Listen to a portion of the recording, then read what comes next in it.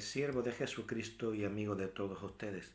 Vamos a compartir la palabra del Señor y espero que ella sea de edificación y bendición para sus vidas.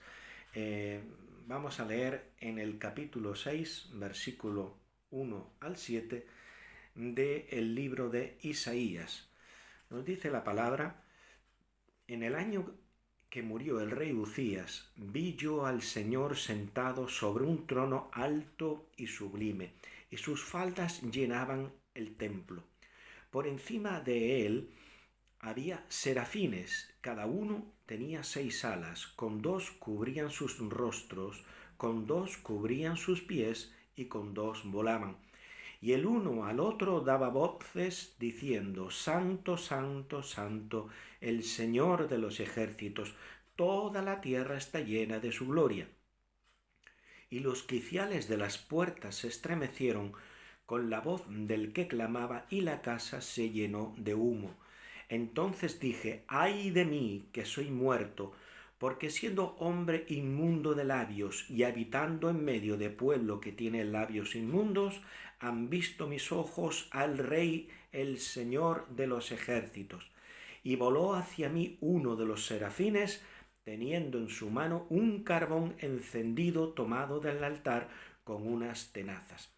Y tocando con él sobre mi boca, dijo: He aquí, esto tocó tus labios y es quitada tu culpa y limpio tu pecado. Gloria sea dada al Señor. Nos dice en el versículo 1, en el año en que murió el rey Uzías. ¿Qué significa esto para nosotros?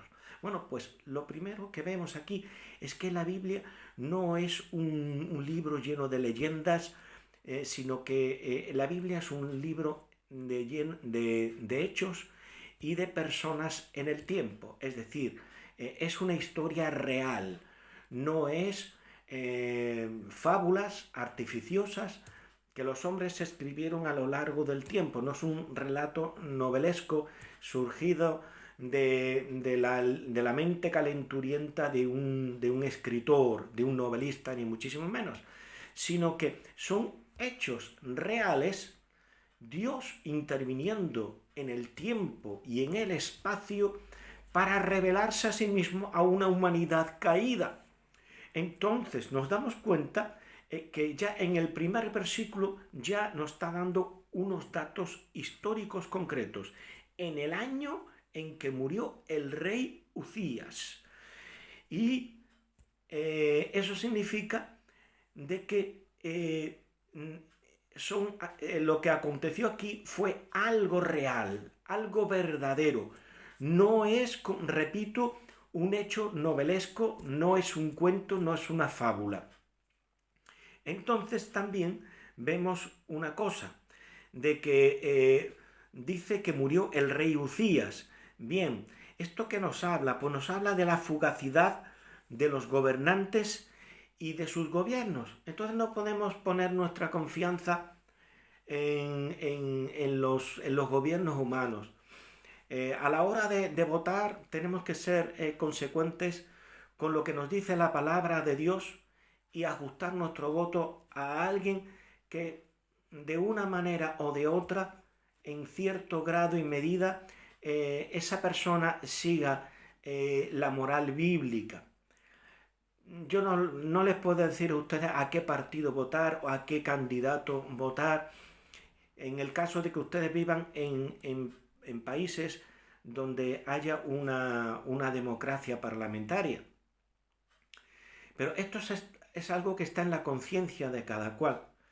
La cuestión está en que los hombres siempre nos van a decepcionar. Lo que pasa es que unos decepcionan más que otros. Entonces, tenemos que ser conscientes de que la solución final nunca vendrá de los hombres, sino que la solución a todas las cosas está en la mano de Dios. Entonces, nos dice que el año en que murió el rey Uzías. Entonces, el hombre es corto de años, 70, 80 años en lo más robusto, dice el salmista. Entonces, esto nos habla de la fugacidad del hombre, que el hombre es un ser muy limitado cuya vida es muy corta y que toda nuestra esperanza tiene que estar en el Señor. También nos dice la palabra, dice, en el año en que murió el rey Uzías, vi yo al Señor sentado sobre un trono alto y sublime. Sentado sobre un trono alto y sublime. Es decir, nos está hablando del supremo rey eterno, en contraste con Uzías, mientras que Uzías era un ser humano que por muy rey y poderoso que pudiera ser, que en aquel entonces pues el rey Uzías no era precisamente un David, ni un Salomón, ni muchísimo menos, sino que era el rey simplemente de Judá, del reino de Judá. Sin embargo, hay otro rey, que es el rey sublime, alto, que es el rey todopoderoso. Entonces el rey supremo, eterno, que está contrastado con la fugacidad del rey Uzías y de cualquier otro gobernante que haya en este mundo. Entonces ahí es donde tenemos que proyectar nuestra mirada. Nuestra mirada tiene que proyectarse hacia Dios en todas las cosas, porque como dice la palabra, maldito el varón que confía en el hombre y pone carne por su brazo. Entonces nuestra mirada no tiene que estar en el hombre, sino que tiene que estar siempre en Dios. Entonces dice que el profeta vio a Dios sentado sobre un trono alto. ¿Y qué significa de que ese trono en el cual descansaba el Señor, en el cual estaba sentado, era alto? Pues eso nos indica que Dios es inaccesible. Dios es inaccesible y que Dios es invencible y que Dios es supremo. Entonces, eso nos indica que si tenemos un conocimiento de Dios es porque Dios se ha llegado a nosotros, se ha acercado a nosotros, porque nosotros no tenemos accesibilidad por nosotros mismos a Dios. Aquí es donde empezamos a descubrir la gracia de Dios, la misericordia de Dios y cómo Dios sale al encuentro del hombre. Entonces, ese trono que era alto y que era sublime, repito, nos está hablando de esa inaccesibilidad que tiene Dios y nos está hablando también de que era un ser invencible y un ser en extremo supremo. Y también nos dice que era sublime, alto y sublime. ¿Y qué significa sublime? Pues significa elevado, significa excelso, significa eminente, significa excepcional. De tal manera que si vamos, por ejemplo, a Isaías capítulo 57 y versículos del 15 al 16, leemos unas palabras muy reveladoras que nos habla de Dios. Dice, porque así dijo el alto y sublime. Él estaba sentado sobre un trono alto y sublime. Ahora la altura y la sublimidad se le atribuyen a Dios mismo por su palabra. Dice, porque así dijo el alto y sublime, el que habita la eternidad y cuyo nombre es el Santo. ¿Y qué dice? Él dice, yo habito en la altura y la santidad, y con el quebrantado y humilde de espíritu para hacer vivir el espíritu de los humildes y para vivificar el corazón de los quebrantados. Y es que Dios se acerca a la humanidad, pero responde a esa cercanía, a ese acercamiento que Dios hace a la humanidad, una humanidad perdida, como pastor que va en busca de la oveja perdida. Normalmente los que atienden son aquellos que son humildes, quebrantados, humildes de espíritu, quebrantados, para vivificar. Él se acerca para vivificar a los quebrantados. ¿Y qué es una persona que se quebranta delante de Dios? ¿Qué es un quebrantado? Pues aquel que se arrepiente, aquel que reconoce su necesidad de Dios y se arrepiente de sus pecados. ¿Y qué dice el versículo 16? Porque no contenderé para siempre, ni para siempre me enojaré, pues decaería ante mí el espíritu y las almas que yo he creado. Entonces Dios mismo pone límites a su ira santa, al enojo que tiene en contra de una humanidad pertinaz en el pecado, en la soberbia y en el desafío que tiene delante de él. Entonces, sin embargo, Dios en su misericordia, Él que sale al encuentro del pecador, pone limitaciones a ese enojo que tiene contra los pecadores. Entonces, también la palabra sublime significa incomparable por su altura y también por su moral perfecta. Dios es santo, tiene una moral perfecta y tiene una belleza perfecta. Por eso Él es sublime. Dios es sublime. Entonces, en el versículo siguiente nos dice, en el mismo versículo 1, dice, y sus faldas llenaban el templo. ¿Y qué significa eso para nosotros?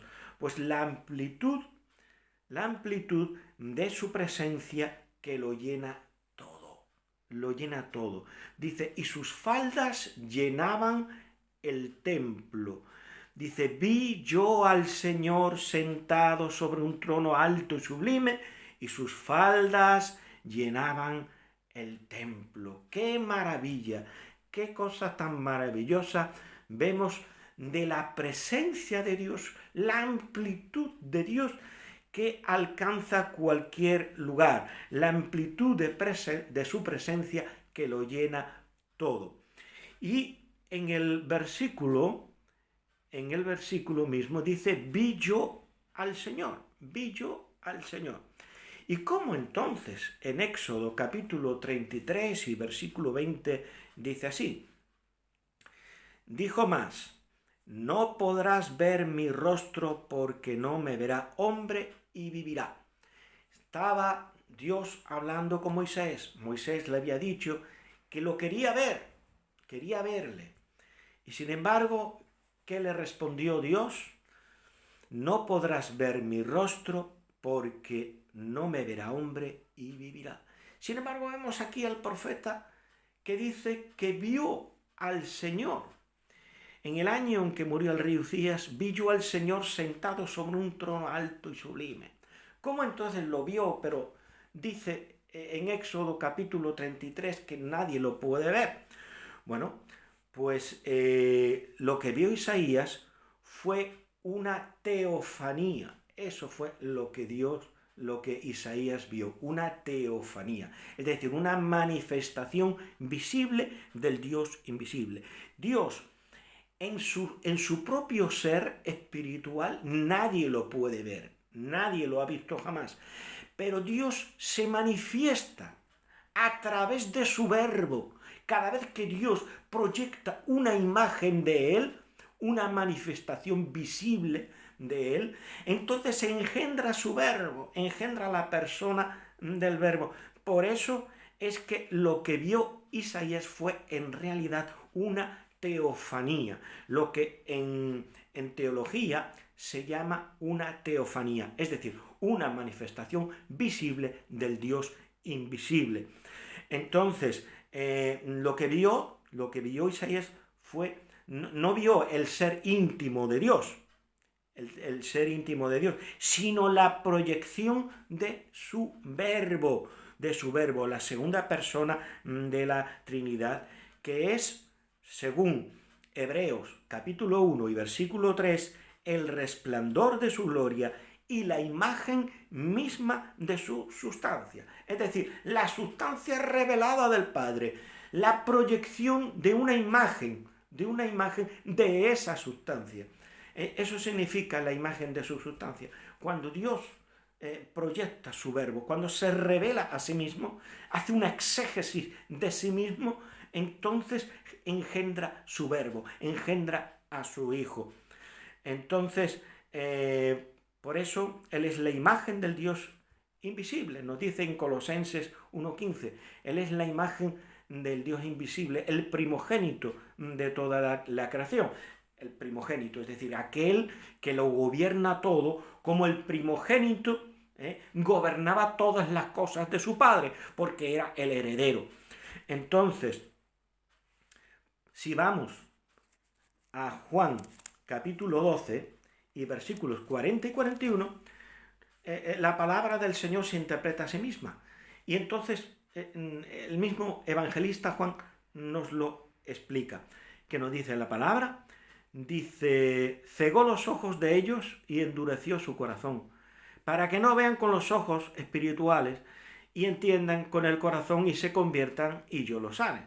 Y dice el versículo 41, Isaías dijo esto cuando vio su gloria. Está hablando aquí de la persona del Hijo, de Jesucristo.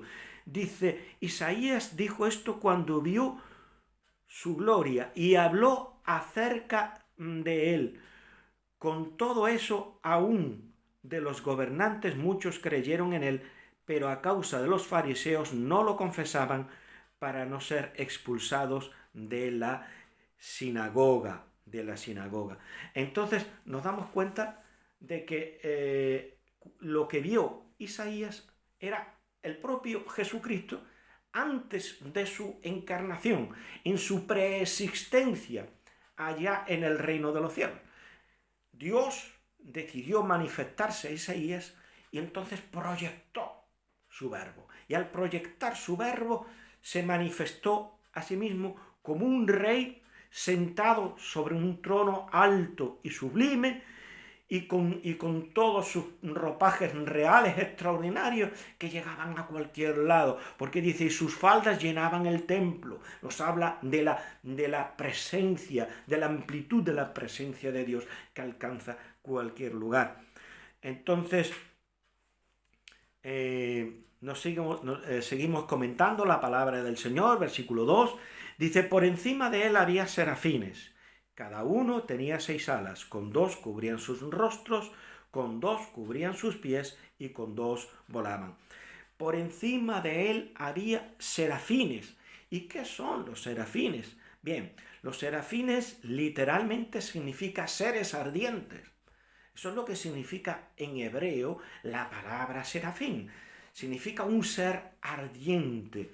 Entonces, ¿qué son los serafines? Son ángeles creados exclusivamente para exaltar continuamente a Dios porque arden de amor a Él.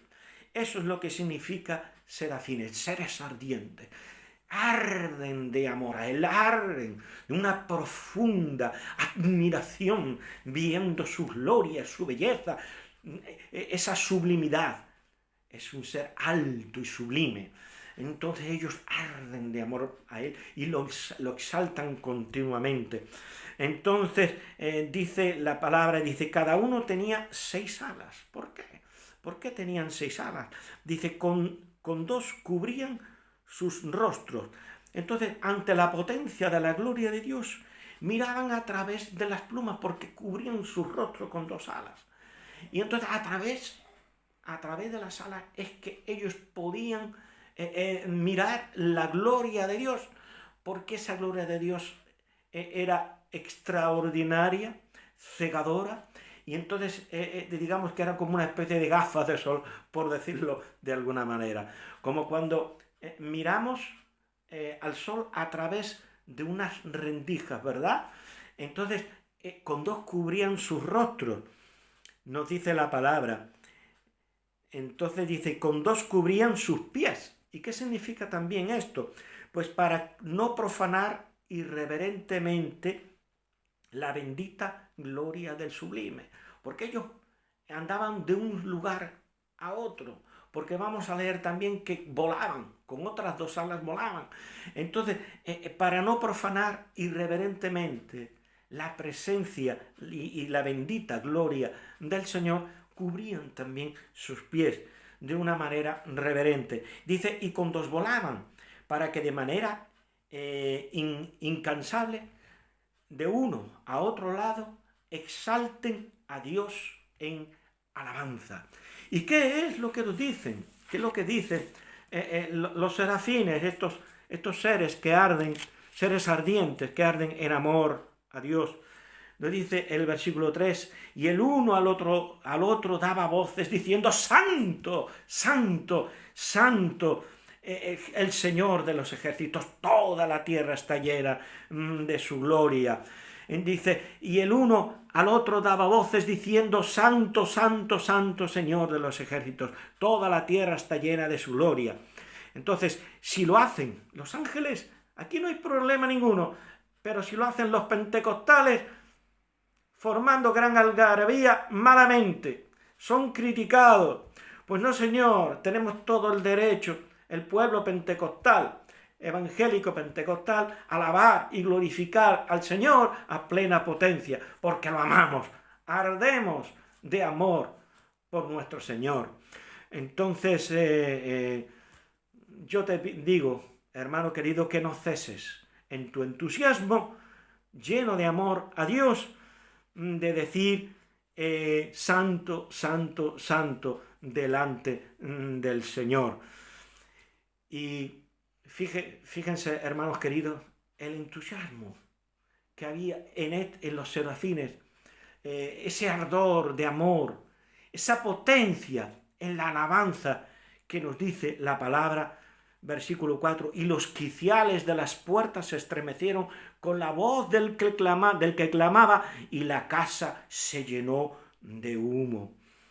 Entonces, gloria al Señor, nos damos cuenta de cuánto ardor y cuánto entusiasmo pondrían los serafines, que hasta los quiciales de las puertas, que son los laterales, ¿verdad? Dice que temblaban.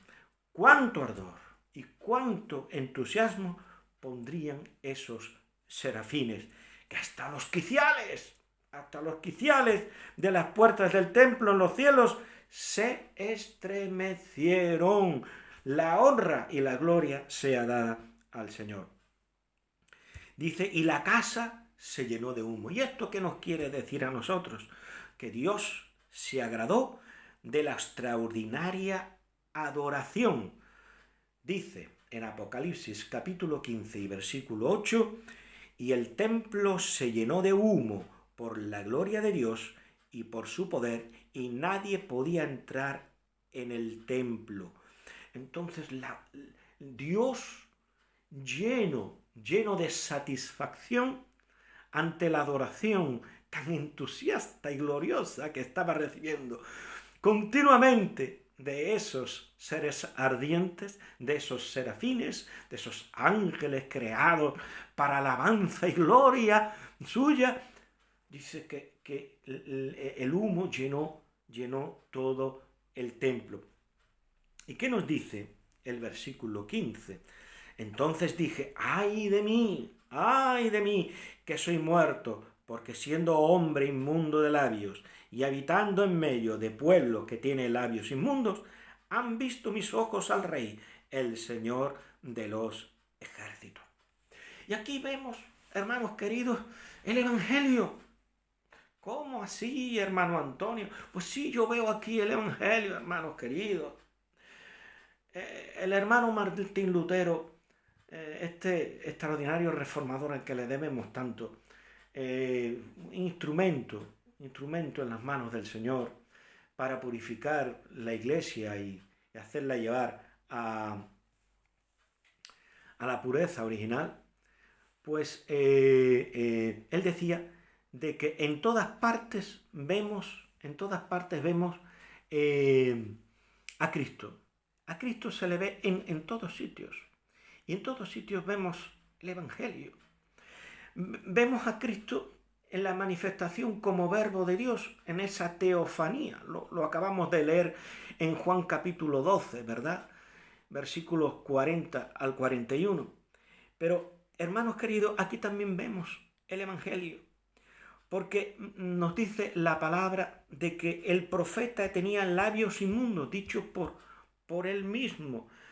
Dice, ay de mí que soy muerto, porque siendo hombre inmundo de labios.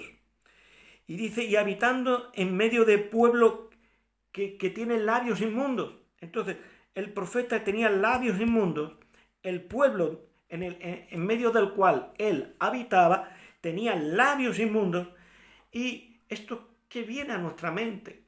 A mi mente viene el versículo que dice, por cuanto todos pecaron y están destituidos de la gloria de Dios. Estamos destituidos de la gloria de Dios.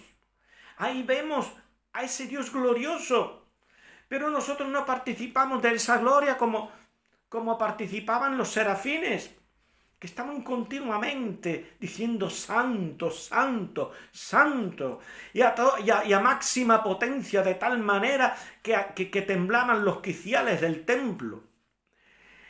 Estamos destituidos de esa gloria, pero Dios se acerca a nosotros para restituirnos la gloria que hemos perdido, la comunión con Él que hemos perdido.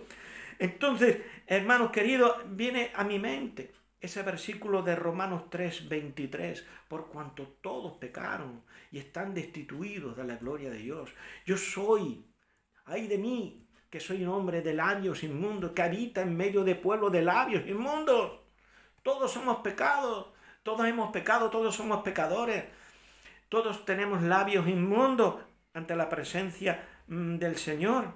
¿Y qué nos dice el versículo 6? Nos dice, y voló hacia mí uno de los serafines, teniendo en su mano un carbón encendido, tomado del altar con unas tenazas. Y voló a mí uno de los serafines, teniendo en su mano un carbón encendido, tomado del altar con unas tenazas. ¿Qué significa eso para nosotros? Carbón encendido. Bien, pues la provisión que por la gracia de Dios del remedio para la inmundicia del pecado. Es lo que vemos aquí. Yo hago una pregunta. ¿Acaso el profeta había hecho obras que merecieran ver a Dios y estar ante su presencia? Evidentemente no. La Biblia no dice que Isaías hubiera hecho muchas obras de caridad, muchas buenas obras para merecer estar ante la presencia de Dios. Todo lo contrario, él mismo se reconocía y se arrepentía de sus pecados, diciendo, ay de mí que soy muerto, porque siendo hombre inmundo de labios y habitando en medio de pueblo que tiene labios inmundos, han visto mis ojos al Rey, el Señor de los ejércitos. Entonces él mismo reconocía sus carencias delante de Dios. Y este es el principio para acercarnos a Dios. Dios nos quiere llevar a ese punto, para que desde esa base nos acerquemos a Él. O mejor dicho, cuando nosotros ya hemos entendido esto, por revelación de Dios, la gracia previniente de Dios, Dios que nos está asistiendo por medio de la predicación del Evangelio, entonces la persona ya lo reconoce y entonces Dios se acerca a nosotros de pura gracia con el remedio. Porque Isaías no había hecho nada que mereciera que viniera un ángel con unas tenazas y tomara el carbón de allá, del altar, ¿verdad? Y lo pusiera en su lengua. Entonces, el carbón encendido nos está representando la provisión, por la gracia de Dios, del remedio para la inmundicia del pecado, de tu pecado, de mi pecado, del pecado de todos los seres humanos. Y ese carbón fue tomado del altar. ¿Y qué es ese altar? Pues es la cruz. La cruz es el altar de Dios, en el cual Cristo fue sacerdote y víctima propiciatoria. Entonces, ese carbón está representando la provisión de Dios y ese altar está representando a la cruz, que nos dice, hermanos queridos, el versículo 7,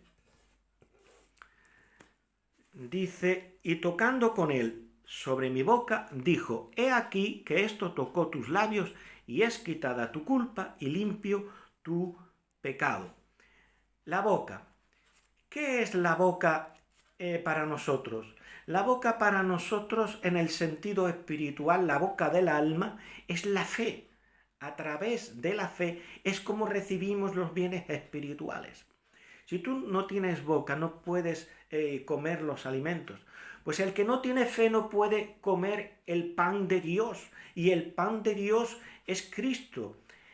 Yo soy el pan de vida. El que de mí comiere no tendrá hambre. Y el pan que yo daré es mi carne por la vida del mundo. Cristo dio su carne por la vida del mundo subiendo a la cruz. Y entonces Cristo es presentado para que participemos de ese pan cada vez que predicamos el Evangelio. Entonces nos damos cuenta que la boca del alma es la fe. Entonces, al toque de la gracia de Dios es quitada nuestra culpa. Igual que le pasó al profeta, y tocando con él sobre mi boca, con el carbón tomado con unas tenazas, y tocando con él sobre mi boca, dijo, he aquí que esto tocó tus labios, y es quitada tu culpa y limpio tu pecado. Isaías no hizo nada, no hizo obras meritorias, no hizo nada, sin embargo Dios lo perdonó, Dios lo restauró. ¿Por qué? Por su gracia. Entonces nos damos cuenta que es la gracia de Dios la que nos salva, la que nos pone en comunión con Él. Entonces, ¿cómo que Cristo quita la culpa? Según dice la Iglesia Católica Romana, pero no el castigo que merece. Según la Iglesia Católica Romana, a mí me lo enseñaron cuando yo iba a la escuela y el catequista, normalmente el señor cura, don Amadeo, nos decía de que Dios quita la culpa, pero no quita el castigo que merece. Dios, a través de su Hijo, muriendo en la cruz, nos ha quitado la culpa. Ya no somos culpables, pero sin embargo no nos quita el castigo que merece. Eso es una contradicción. Entonces, Cristo, ¿para qué sufrió entonces? Cristo sufrió el castigo para quitar la culpa. Si mereces el castigo, es porque aún eres culpable. Si ya estamos exentos de culpa, ya estamos libres del castigo.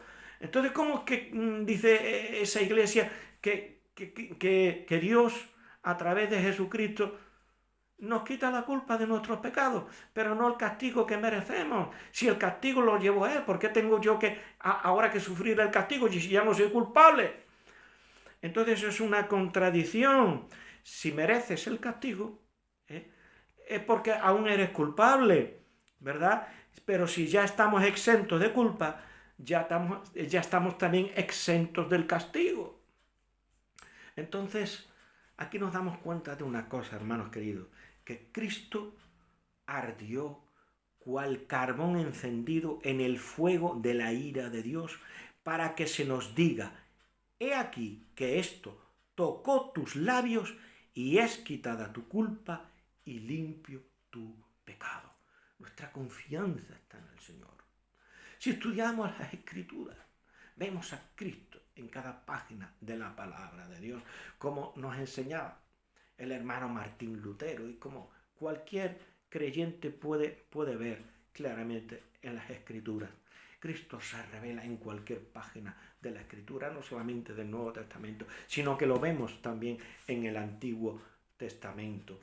Agarrémonos de Cristo, porque es ese el carbón que tocando nuestra culpa, tocando nuestros labios inmundos, nos limpia de todo pecado. Se nos dice, como se le dijo al profeta Isaías, he aquí que esto tocó tus labios y es quitada tu culpa y limpio tu pecado. Alaba al Señor como esos serafines y no te da vergüenza. Que nadie te prive de alabar y glorificar al Señor, porque Él lo merece, con entusiasmo. Y si tiemblan las puertas de la iglesia, allá en tu iglesia local, en donde os reunís, pues gloria al Señor. Y si a alguien le parece mal, porque le parezca mal. Tal vez si fuera al cielo y viera el templo donde se manifiesta la presencia de Dios y cómo tiemblan los quiciales, a lo mejor también le parece mal. Nosotros, hermanos queridos, amamos al Señor. Debemos ser como esos serafines que arden de amor por Él. Seres ardientes, ardientes de amor por Él. No ceses de alabar y glorificar al Señor, porque el Señor te ama, porque ha salido a tu encuentro y ha provisto por su gracia el medio y remedio de salvación. Señor les continúe bendiciendo. Un abrazo en Cristo para todos.